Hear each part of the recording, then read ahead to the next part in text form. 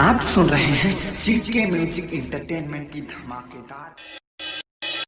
Saurabh digital recording studio Patna.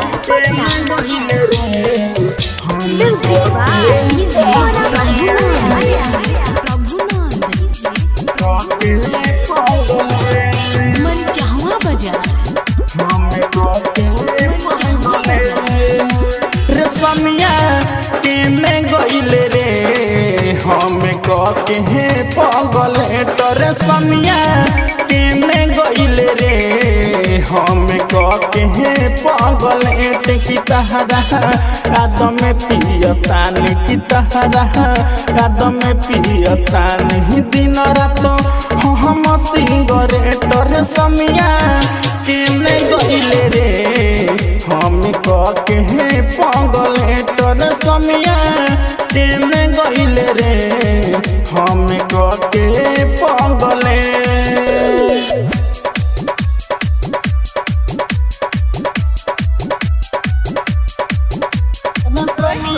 Music director DJ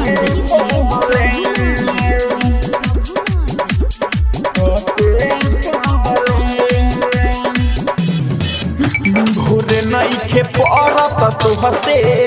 बांधे पके मिलल चले गइले ससुरा छोड़ के देह हमर हिलल भोरे नइखे पड़त तुहसे बांधे पके मिलल चले गइले ससुरा छोड़ के देह हमर जो हते रह गइनी राह की जो हते रह गइनी राह करे आइले नाही भेटर समिया के में गइले रे हम के पगले तर समिया के में गइले रे हम के पगले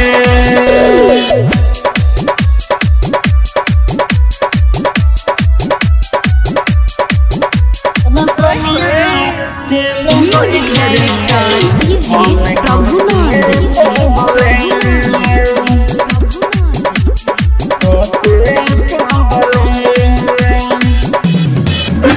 राइटर होरी लकेना मनले कहानावा देती जान तोहके नित सो दीवाना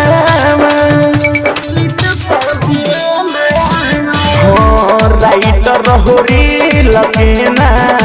मनले कहानावा देती जान तोहके नित सो दीवाना मुहना विशाल दिली मुहना विशाल दिली शादी होई नाही से डर समिया के में गइले रे हम के पगले तर समिया के में गइले रे हम के पगले।